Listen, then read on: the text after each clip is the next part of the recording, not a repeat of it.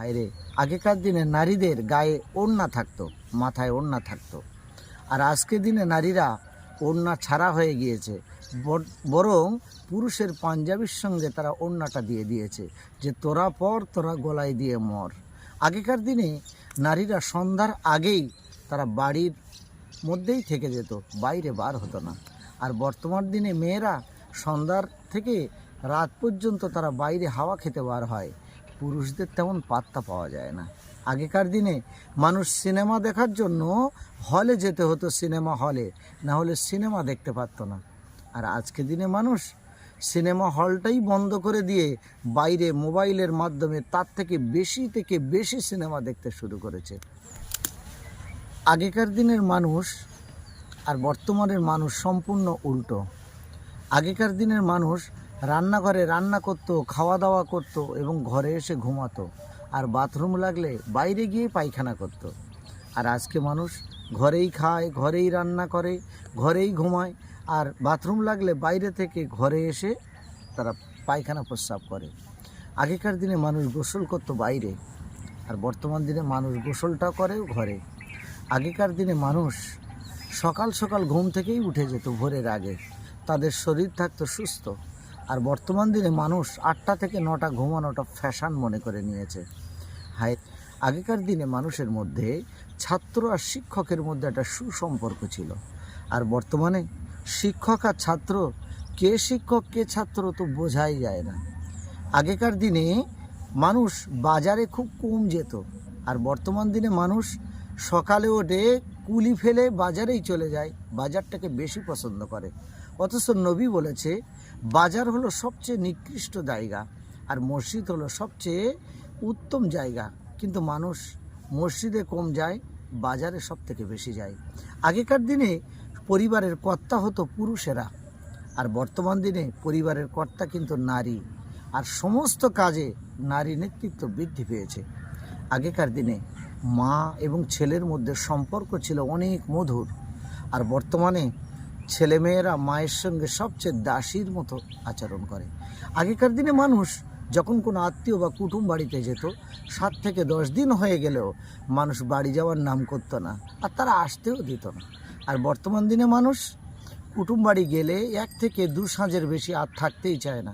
তুমি বিরিয়ানি দাও, আর কাবাব দাও, পোলাও দাও, সময় নেই ভাই, পান্তা দাও, বাড়ি গিয়ে খাই। আগেকার দিনে মানুষ সকাল হলে 1 মুঠো 2টো পান্তা খেত, খাওয়ার পরে তাদের শরীরটা ছিল সুস্থ।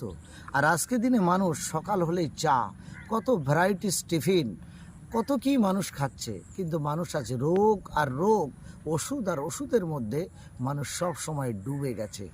আগেকার দিনের ডাক্তাররা মানুষের হাত ধরে বলে দিত তার কী রোগ হয়েছে, জিভ দেখে বলে দিত তার কী রোগ হয়েছে। আর বর্তমান দিনের ডাক্তাররা টেস্ট আর টেস্ট, পরীক্ষার পরীক্ষা, তুমি হাঁড়ি কুড়ি বেচো আর কী করো দেখার দরকার নেই। তারা টেস্টটাকে, ডাক্তারি পেশাটাকে ব্যবসায় পরিণত করে নিয়েছে। আগেকার দিনে মানুষ পেট ভরে দুটো হয়তো খাবার খেত, এবং সেটা রাসায়নিক বিহীন দুটো খাবার খেত পেট ভরে। আর বর্তমান দিনে মানুষ খাবার কম খায়, বরং ওষুধ বেশি করে খায়। আগেকার দিনে ছোট্ট শিশুরা তারা কিন্তু বেশি খেলাধুলায় মত্ত থাকতো, শরীরচর্চায় মত্ত থাকতো। আর আজকে দিনের শিশুরা তারা কিন্তু খেলাধুলায় মত্ত থাকে, অথচ কিসে জানেন? মোবাইলে।